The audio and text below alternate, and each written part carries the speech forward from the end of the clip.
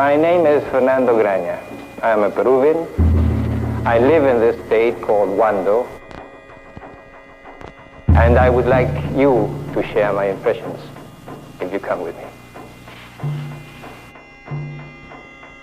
This is Peru in the 20th century, but it could easily be Spain in the 18th. Una hacienda gigante, la hacienda Sil, que tenía 200.000 hectáreas. Ninguna persona tiene derecho a tener tanto. Los indígenas todavía eran esclavos en las grandes haciendas. Pasaron un noticiario sobre Wando. La mitad del cine aplaudía y la otra mitad pifiaba, pateaba. Era una guerra civil.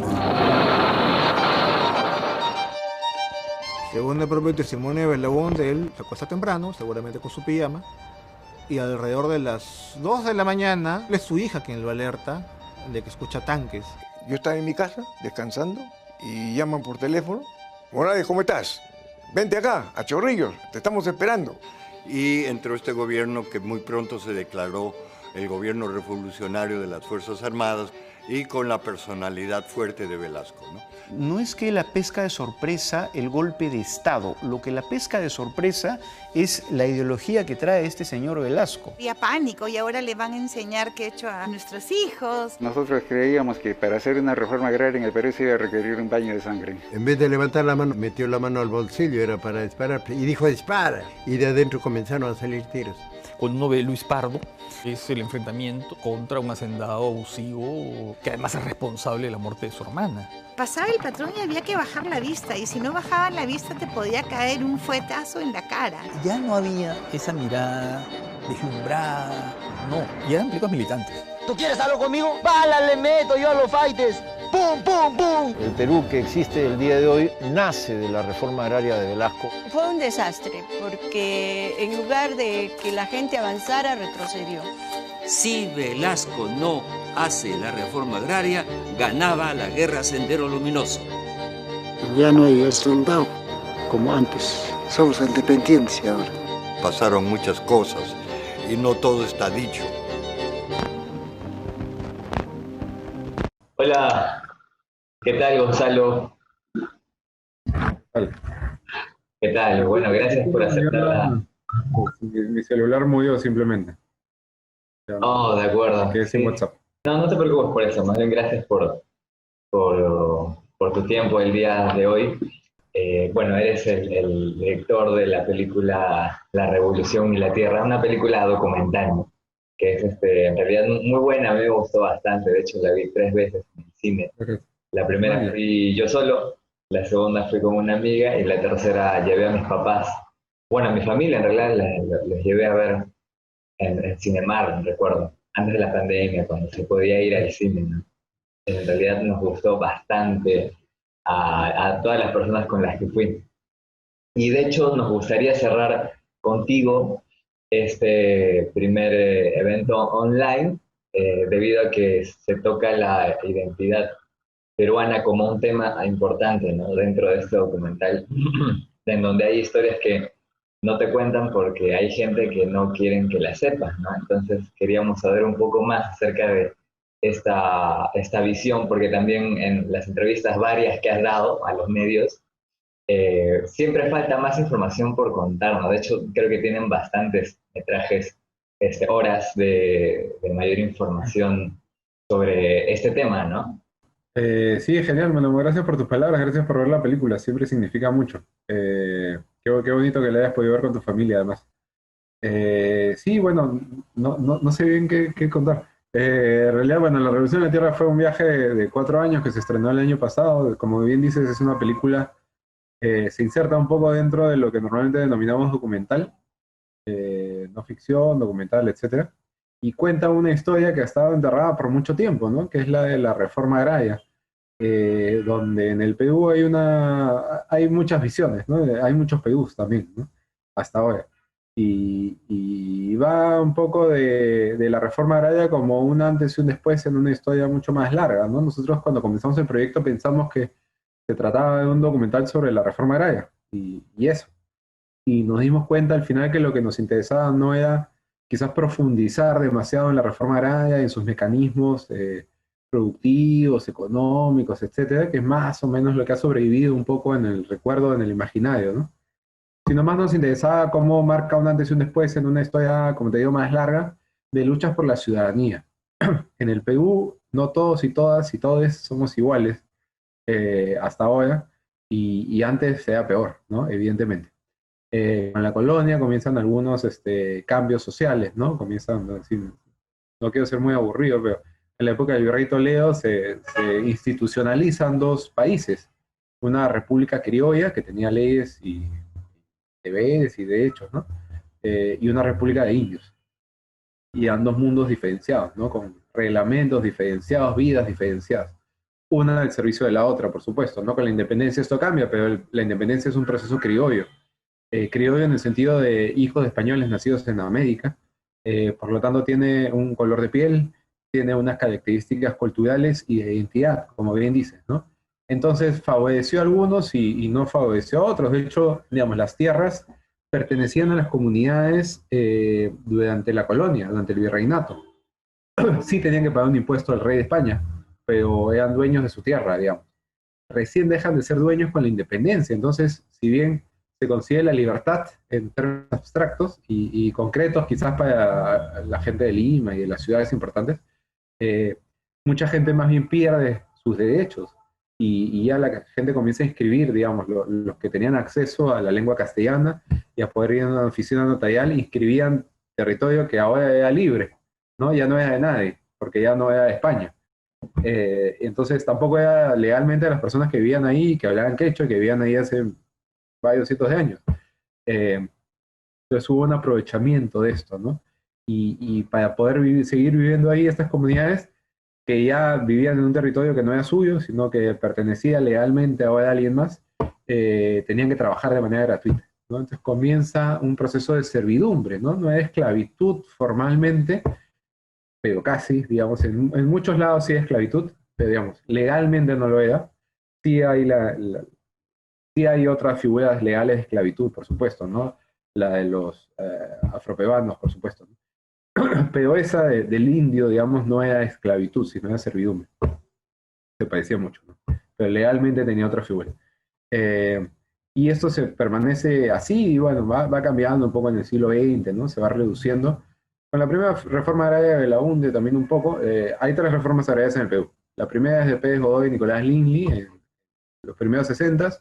Después Belaúnde promete una reforma agraria, como todos los candidatos de la época, y no tiene mucho éxito. El Congreso le bloquea, digamos. Padeció el Congreso de acá, el APRA se une a la derecha, que eran los del partido de Odría, le bloquean la reforma agraria de Belaúnde, y a partir de eso fracasa, digamos, su propuesta, ¿no? Entonces ahí Velasco hace el golpe. Y ahí llega la reforma agraria, ya con todo, ¿no? Con la pierna en alto, y eso marca un cambio social importante en el país, porque después de eso, además, después de ese proceso militar que dura 12 años, con una primera parte mucho más progresista y una segunda parte mucho más conservadora, habría que diferenciar las dos etapas, pero después de ese proceso, por primera vez todos los peruanos y peruanas de este país votan en las elecciones, eso no sucedía antes. Entonces se crea la apertura democrática más grande de este país, en términos de inclusión, en términos ciudadanos, ¿no? Entonces es un proceso bien complejo, ¿no? Porque uno escuchaba la reforma agraria y pensaba que había sido un fracaso, ¿no? Que nos había atrasado 500 años. Y quizás no, más bien nos hizo avanzar en términos de ciudadanía y en términos de justamente de igualdad, ¿no? Que es algo que todavía seguimos necesitando. Sí, sí, de verdad que sí, ¿no? De hecho, también te iba a preguntar por qué es que todavía no está en plataformas online, ¿no? Porque en realidad es tan valiosa la aportación que han hecho, me refiero con el documental, que cuentan con varios registros de historiadores, de diversas fuentes, ¿no? Que son fidedignas y que, como tú dices, no se nos ha contado en nuestra etapa escolar, y solamente la versión de que ha sido un fallo económico, ¿no? Pero hay veces no se puede un poco comparar siquiera qué ha sido beneficioso o perjudicial, ¿no? Porque como tú dices, lo beneficioso ha sido el integrar a gran parte de la sociedad peruana, ¿no? que hasta el momento tal vez no se podía considerar peruanos a sí mismos por su condición de serviles, ¿no? O de esclavos dentro de la hacienda, y que han sido pues bastantes personas que no han tenido ese derecho, ¿no? Es decir, la independencia fue, bueno, entre comillas tal vez, ¿no? En 1821, pero hasta los 70, ¿no? Del siglo pasado, hay gente que no era pues libre ni independiente, ¿no? En algunos libros, por ejemplo, bueno, a mí me gusta mucho el tema de las películas y el cine, y había leído un libro pequeño, ¿no? Que se llama No tengo plata para hacer mi película, y en ese libro contaban de manera resumida, referido a otro libro, ¿no?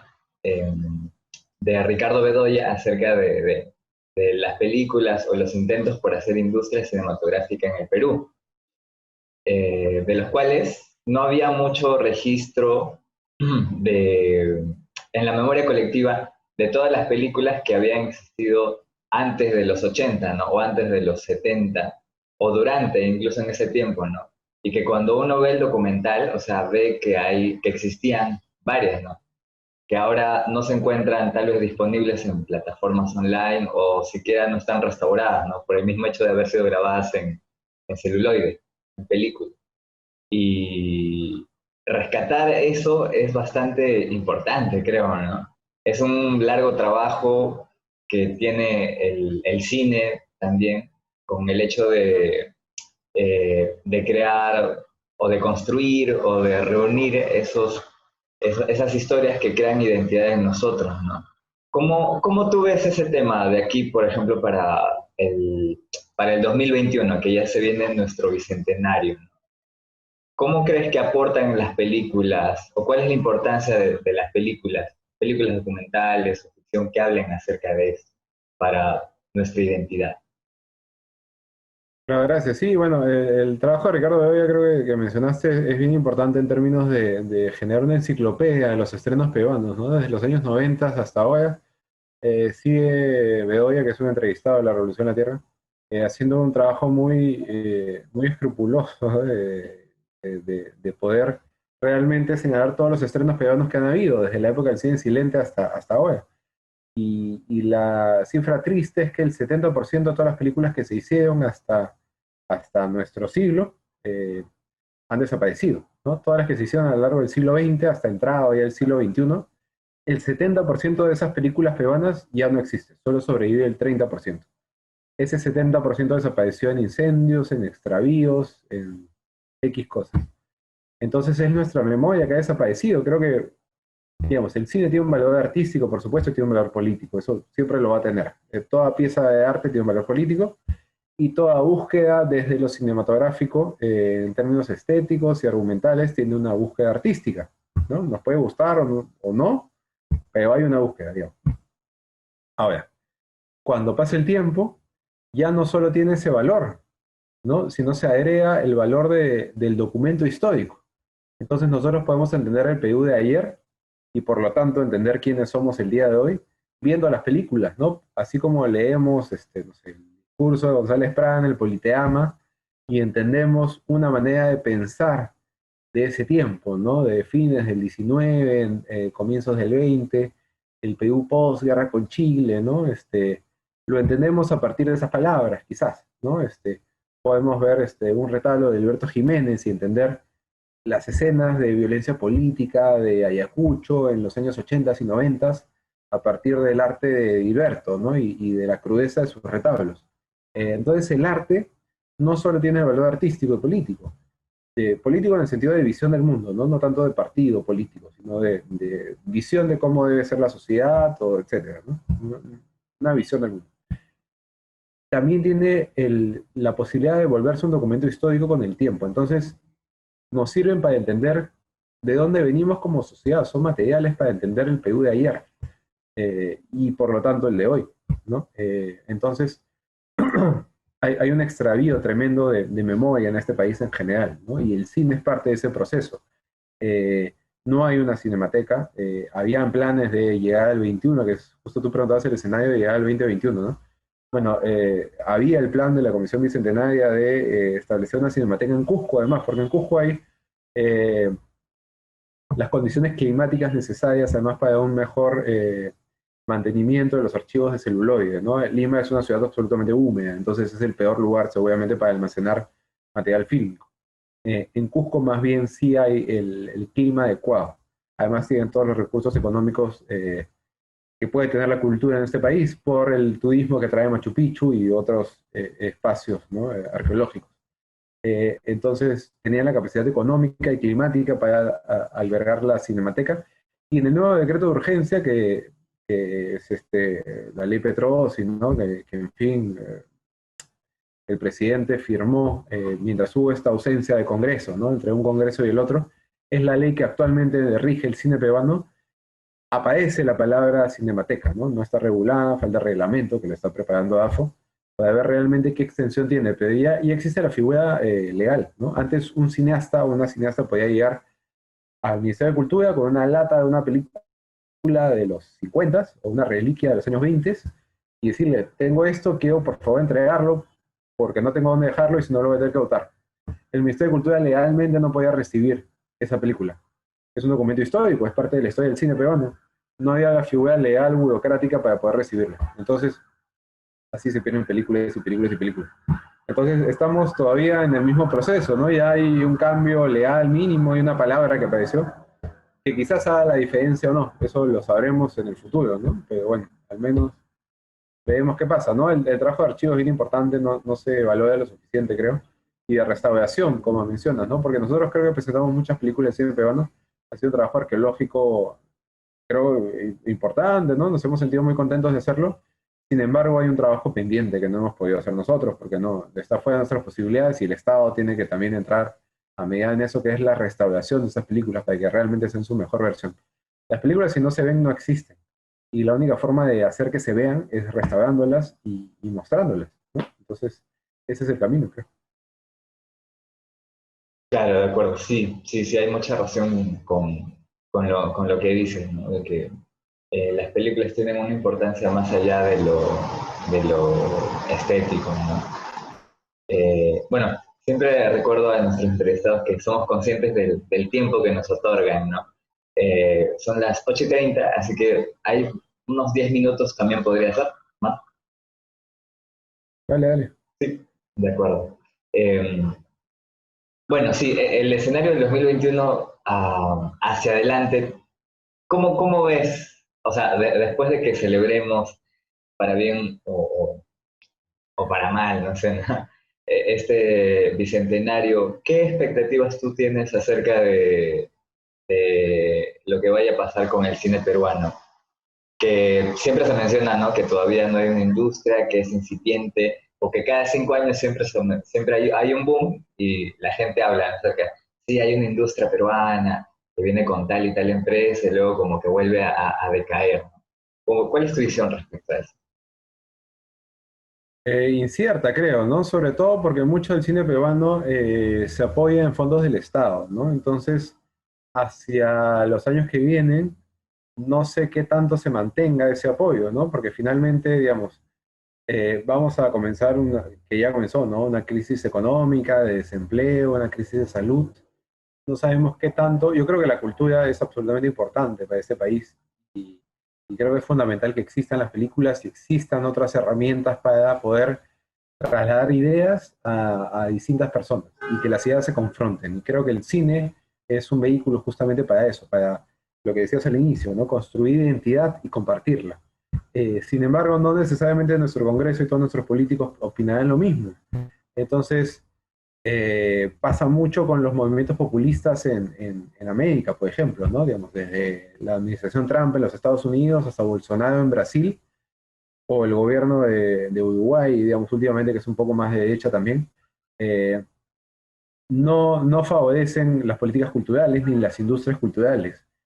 Bolsonaro mismo ha hecho que el ejército entre en la Cinemateca de Brasil a cerrarla, ¿no? Digamos, se ha militarizado la Cinemateca porque justamente la memoria de un país es la que define qué cosas se va a enseñar o no a nuestros hijos e hijas en la escuela. Y a partir de eso, qué tanto van a estar a favor o en contra de ciertas líneas políticas, ¿no? Entonces, así como Hitler hizo películas cinematográficas que conocemos, ¿no? Y que se estudian como historia del cine, digamos, distintos. Hay películas que se han hecho con intereses específicos de propaganda, ¿no? En ese sentido también hay políticos que a veces les interesa que no se cuenten todas las historias. De hecho, la historia de Velasco se silenció por mucho tiempo, ¿no? La reforma agraria, a propósito. O sea, son grupos de poder que deciden qué cosas se cuentan y qué cosas no. Entonces, en un contexto en el cual estamos entrando en una crisis económica global, en la cual quizás los fondos del Estado, que van a ser absolutamente escasos, quizás se redireccionen hacia otras industrias que el Estado piensa que son más importantes. Podemos estar o no de acuerdo. Yo creo que la cultura es importante, quizás no tan urgente como un hospital, eso de todas maneras, pero igual de importante, justamente para señalar como nuestra historia, ¿no? Entonces que nos demos cuenta de cómo estamos atravesados por la corrupción de manera sistemática y que eso tiene que cambiar, porque si no va a seguir muriendo gente, ¿no? Creo que eso se puede denunciar, poner sobre la mesa y difundir gracias al cine, por ejemplo. Sin embargo, mucha gente le interesa que no se difunda eso, que no se discuta, ¿no? Digamos, hay desde el Congreso anterior, ¿no? Intentos fujimoristas, por ejemplo, de intervenir los concursos del Ministerio de Cultura, que son con jurados extranjeros y el Ministerio de Cultura nunca interviene en los fallos. Sin embargo, sí querían que se vea qué historias se favorecen y qué no, digamos. Qué verdad me conviene que se cuente desde el cine y cuáles no. Entonces, siempre hay intereses políticos de por medio. En un contexto en el que no va a haber dinero realmente para financiar estas cosas, no sé qué tanto vaya a desarrollarse el cine. Para comenzar, los cines están cerrados ahorita, digamos. ¿Qué tanto se va a reactivar eso? Habrá que ver, ¿no?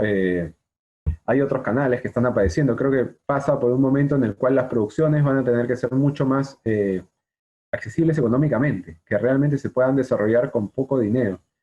Siempre pasa, digamos, siempre estamos acostumbrados a tratar de grabar con la menor cantidad de dinero posible porque no podemos costear todo el presupuesto. Sin embargo, va a ser más extremo, creo que van a ser grupos más reducidos y va a ser una pena porque va a haber una generación también que está saliendo de la universidad para la que va a ser más difícil insertarse dentro de una no industria. O sea, el cine nunca ha sido una industria, hay espejismos de industria cada cierto tiempo, ¿no?